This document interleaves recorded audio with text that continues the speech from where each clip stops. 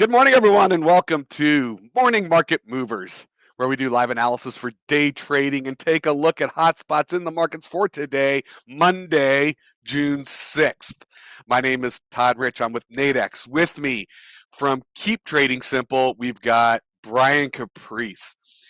What are we going to be talking about today? Well, one, not really any headline news, and no news apparently is good news. So we've got a quiet week in economic numbers. We do have a big day on Friday with CPI coming out, and Friday could be an interesting day, and maybe the day before that is people position going into that number. But for now, it's pretty quiet on the news front, but we are having the markets move. We're seeing a bit of a reversal from Friday. We had a sell-off in the equities on Friday. Oil took off on Friday, got up to $120 a barrel. Well, oil backing off a little bit. Nat gas, on the other hand, absolutely exploding, punching up towards $9 again. But we got equities looking to open in the green, so reversing a bit of Friday's action. That's what we've got. We're going to be spending some time on the charts. Before I flip it over to Brian and we jump into those charts, I do need to share this disclaimer that trading involves risk and may not be appropriate for everyone, that any trading decisions you make are solely your responsibility and at your own risk. And this is an educational session. Please do not construe anything Brian or I say as a buy or sell recommendation.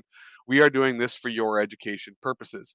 And just a very, very quick peek, you can see, oil ran up on Friday. Here we start on after the weekend, and it's starting to pull back. On the other hand, if you take a quick peek at nat gas, it pulled back late in the week, and then here we are, just took off on the open last night and has done nothing but creep higher, and now we are right at $9. So interesting. Definitely got some technical levels to look at. Brian, I'm going to flip it over to you. And Sure. we can, there really is not much in the headline front, so I know we'll be moving quickly over to the technical look. Yeah. Yeah, there's not much. Really, even in the currency market overnight, the only thing that is moving whatsoever is the pound right now. Pound dollar up 54. The euro pound again showing us kind of the strength between the people across the pond. Down 27, which is for Monday morning, it's a significant move. It is starting to retrace though a little bit now, and then pound yen 66. The only headline you're like, well, why is the UK moving? Boris Johnson's getting in trouble. I guess he faces a leadership vote, right? After the Partygate scandal, people are still mad that he had parties during COVID. It's like, okay, it's like, Well, he's getting like they're giving him a vote. right. Yeah, I don't know. It's kind of one of these things Confidence. like with everything going on in the world right now, we're worried about a guy. I mean, he had to get together. It's like, all right, whatever. I don't know. I don't care. I know I'm sure there's people that are angry about it, but it's whatever. I mean, it's kind of one of those things. Like to me, I put it on the same front as do you go how many miles per hour do you drive over the speed limit? Because technically you're doing the same thing. Maybe Right. Boris drives on the wrong side of the road occasionally, right? Just to be a lawbreaker. So who knows? But yeah, that's the only real news. There's nothing really else out there. Some of the other, I would say, bigger kind of things out there. China favors a relationship reset with Australia. Their relationship has kind of deteriorated as they went back and forth, talking about tariffs, import, blocks, and all that kind of stuff. So that'll be interesting. And again, what this shows me right now, if China wants to reset with Australia, that shows you that the conditions in China are starting to get better. When obviously you're kind of bottling everything up and you're crushing everything, you don't need your. I'm not going to use the word drug dealer because it's wrong, but they get all their natural resources, right? If you're not needing those things, it's okay to be angry with that person. But when you need those things again, you got to make sure that you're on good terms with them. So again, China's like, hey, Australia, we should get back together, be BFFs again. So, could be a sign that China is going to start having their numbers pick up. But besides that, there's really nothing. Obviously Japan talking, but again, it's yes, we got it. Japan is weak. And that's it. It's crazy. There's nothing this weekend. No major headlines. There was some Ukraine headlines with missiles being fired and I guess allegedly tanks that were just shipped in were blown up at the same time. At this point, people are so kind of immune to it. It's kind of like we had that COVID fatigue. I think we're starting to get Ukraine fatigue at this point. They're not even showing us major headlines, and because of that, the market is back on kind of risk on today. There is one major. I don't want to say loser, But there is one major market mover out there. I told Todd he should lead with this, but he didn't want to freak everybody out. But I have to say, Oh, yeah, right. not say Amazon, right? It's down 95%. No, it didn't. It's not No. down 95%, but it's just funny seeing it over here that, Amazon had their reverse split today, or actually, I guess they're split today. No, they're split. Yeah, they're Reverse. split. They're split. So technically, the price from the close of the open went from $24.47 all the way down to $124, but it's not like it dropped. This is going to be one of those things that, trading algorithms are like, holy crap, there's a gap here. It's going to fill. Maybe. I doubt in my lifetime it's going to fill. But it could go right back. You see something like this, you're like 94%. Oh my God, what happened? It's literally stock just split. a stock split. So, They did a 20 for 1 sure stock split. Yeah, the charts will have to figure that out today. Yeah, there'll definitely be some movement in Amazon today, but right now it is a risk-on type day. The VIX is up a little bit, like 1%, barely, just above where we closed. All the indices, obviously, up, right? Right now, I guess the leader right now is NQ, and I would expect that again with the stock split. That one will probably, again, anything tech-based, will be like, yeah, it's going up. Okay, it'll drag other things. We are at a level right now, that I will point out that if we are seeing some profit taking from the European session, and really the European session kicked in kind of right here where this kind of basing level is, it's been up. So again, it's kind of risk on. If we see a reversal, it will be probably sometime around the open. It was pushed down last time that it was there, but it's a decent basing level. So, I mean, we got a lot of room up top. There's not necessarily a trap. I mean, if we start to pull back now, then yes, there will be a little bit of trap in there. But right now where it is, there's not really one. And again, there's no real major headlines right now to really justify it. And again, I didn't really do that. There's nothing really until 6:30 p.m. tonight. There's zero. And I had this set on the lowest impact, and there's still nothing. nothing. The only big thing, the next big thing we have coming is at 12:30 a.m. Australia's raising their interest rate by 0.4. We'll see if, again, they love these like weird numbers, right? 0.35 to 0.75. I mean, 0.75 at least is getting back on the quarterly method, but who knows? Maybe they'll go more than that. But there's nothing. So again, lack of any news out there, that tends to be a good thing. And again, looking at everything, taking a grand picture of it is more risk on. So, NQ. The picture looks exactly the same. I mean, if we take some fibs on this one, it is also in a profit level right now. You can see we're kind of fluctuating back and forth in the 61.8 level. There is kind of you may look to say, well, wait, is there a reversal in here? And I would say if things suddenly turn negative, and I'll tell you, if they are going to turn negative, I'm going to tell you why they will turn negative. But right now, we don't necessarily have the reason. We do have one later in the week. But right now, you can see we're fluctuating back. We do have a level of basing. There's a bit of a Harry Potter trading here. So if it does turn negative again, NQ is the strongest. I mean, the market is the market. I mean, we just need one headline and things can move. But that's kind of where you're seeing it. If we do get a price break below, and again, I don't know if it's going to be today, right? It may just do nothing but go straight up. But I'm in if this, then that trader. When it does finally break through 12,705.50, gives us a little confirmation. There is a run right here all the way back down again. So, I mean, this is a trade for, I don't know, it could be Tuesday, Wednesday, Thursday, or it could be Friday, right? But that's kind of what I'm looking at. There's one opportunity there. And YM, kind of the same thing. Looks like ES a lot. Came back up and has bounced off. We know that there was sellers in here before. We're not at an extreme level in that one. That one is coming a little bit higher up here. I don't need these fibs. We can adjust them, I guess, a little bit up. I mean, we can adjust them. Yeah, you can see it. The Dow is really, I mean, it's almost come all. Yeah. Yeah. Yeah. So there are some levels, but it looks just like the ES. It is up in an area where sellers have existed there in the past. There was no real major news or anything like that. There's no headlines to really sandbag it today. But again, there is that one asterisk, and I'll tell you that in a second. And then Russell, kind of the same thing. Russell's pushed all the way back up, and it's Russell's up in an area where we've had sellers as well. So 3 of the indices after big rallies up early morning, they're all in areas of selling, but there is no really kind of fundamental or headline, but kind of risk right now that is out there. All right, so just keep that in mind. On a purely technical level, they are all in sell areas. And again, the way to play this is, again, drop it down. Now, I'm on the 30s right now, but if you go down to like the 15s, you can look at really any of these. You can look at this and say, hey, listen, there's a lot of basing. It's having a lot of problems, and there's that major area sitting right there. Is this a sell? It potentially could be. See what it does in the next probably 15 to 20 minutes. Again, the 15 minutes is typically how we like to trade the open, and look for some movement off of it. Kind of see if it goes up or down. If it goes down, then again, a lot of times it'll push into one of these levels in here, and it could be an opportunity to go long. But again, no crystal ball. We just know that the last time that price, approached 41.61, we know there's sellers there. If there was no sellers there, price would not have been able to stop. Don't know how many are there right now, but I know there's at least one, because if there wasn't, the price would have went higher last time. So we know that there are sellers, absolutely without a doubt, stepping in right there at 41.61.50. So the true question is how many? And if there's a lot of them, that will be the area where it turns. So maybe we pull down, rally up to start off the day, and that could be a reversal level.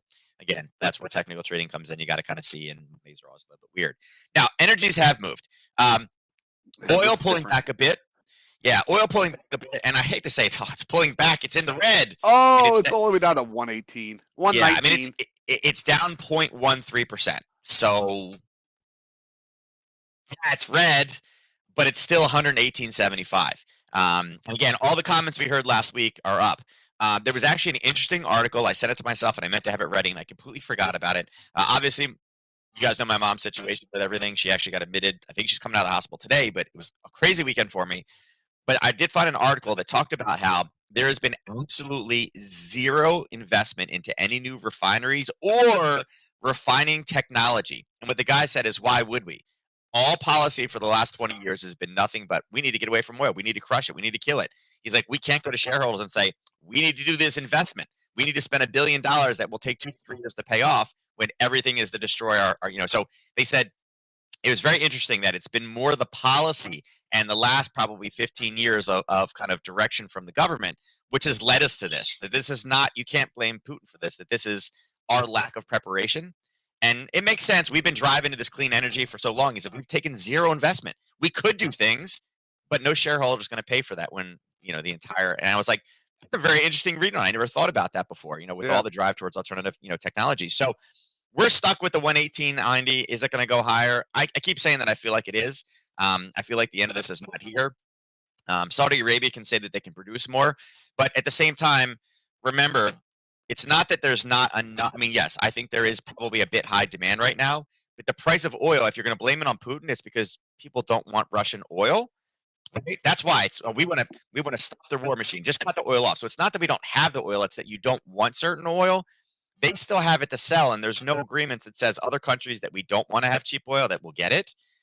That's kind of where I think at some point the government's going to be like, all right, we need to kind of back off this a little bit because the FBI has said that there are certain countries in the world, I'm not going to say who they are actually the biggest threat, and it's not Russia. Well, Russia happens to be good friends with them, so eventually that's all going to come back into it. It would be China. Yeah, I didn't say it. Todd said it. But again, while this is down 0.0, it's about to go green again. Natural gas did move. It is moving right now, and we talked about levels back up here at $9 again, and it did go over. It was up to $9.05. It is up 5.8%. Is the biggest mover once again. I will say, I'm going to fully admit this, guys. We were almost out. Melissa's been on a baking kick. She's been doing cookies and lots of baking. And I was like, normally we don't have to fill natural gas. I actually had to fill the tanks of propane, and it was $2.99 a gallon. I was like, oh, can I just? He's like, you want to half load? I'm like, yeah, I'm gonna roll the dice that it'll go lower by fall when I need it again. But typically I fill up once a year. But I was like, man, we got to stop cooking pizzas and cookies. It's just not working out well for me. So I hate to say it, I did it. I pulled the trigger. It was $2.99 a gallon for propane, which thank God I'm not on natural gas because that's even more expensive. But it's up 5.8% today. Now, is this a selling opportunity? It is at a technical level where sellers are, but I'd be very, very cautious. Again, oil is one thing that literally Europe could block and it wouldn't be the end of the world. Natural gas is an entirely different equation, and I do think that, again, Russia's always for that, tit for tat type thing. Oh, you do this? Okay, we're going to do this. They cut, oil off completely. They may say, fine, we'll cut natural gas off as well, to the same percentage. You never know what games they're going to play. I do think this has the ability to go higher. I would actually be looking for more of a pullback opportunity into a buying area. But going into the start of the U.S. session with it already up at $9, it's like, now I hate to throw it out there, and I hate to say this, but could we potentially have a 10? And what would it take for us to get to 10? I mean, that's all the way up there, and it looks like it's a big reach. But if you just take one of these, one of these major market moving days, I mean, there's one day. Actually, I'm on a 15 minutes, so that's not even one day. You take one of these just large pushes. There's one day, and then bring this up. You can see that from there's $10. So we're not that far. So it's crazy that we're a day or 2 days from being able to hit $10 in something like natural gas. And the question is too, when are the buying habits going to change? When are people going to start requesting electric stoves and no longer natural gas because of the prices of it? I know some builders are already starting to talk about it. So that's big. But it's risk on. Gold holding firm right around that 50. Looks like it's taken off. Silver up 2.4%. Big day for silver already. And again, there's sellers up here, but we've hit these sellers a few times. We've actually broken through the top. If we can pull back right now, this could be where we get the next push higher.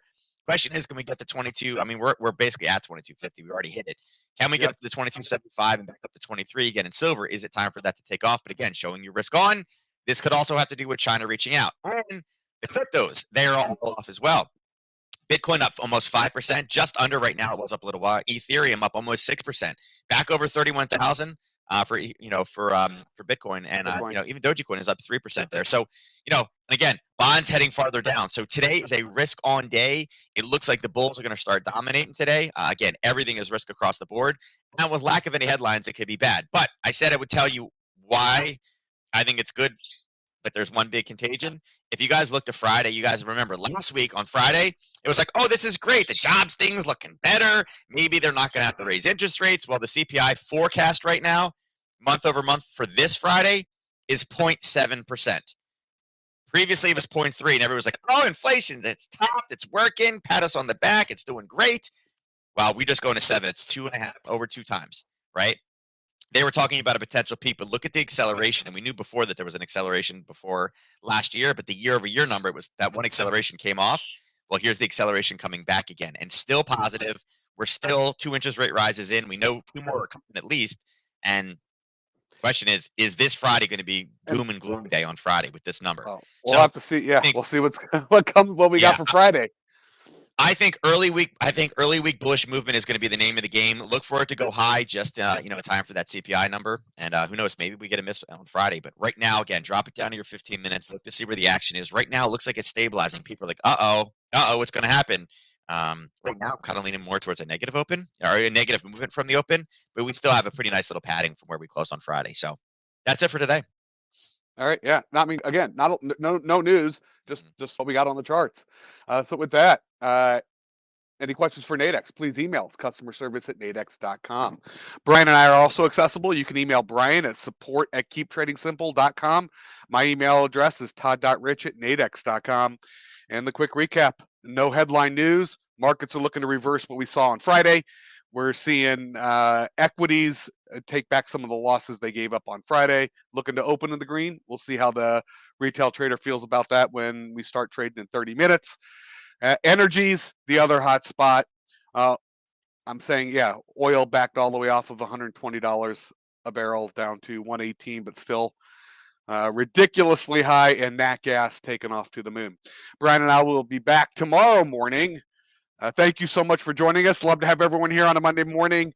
We got an exciting week ahead of us, at least certainly for Friday when we get those CPI numbers. But we will see you tomorrow morning. And until then,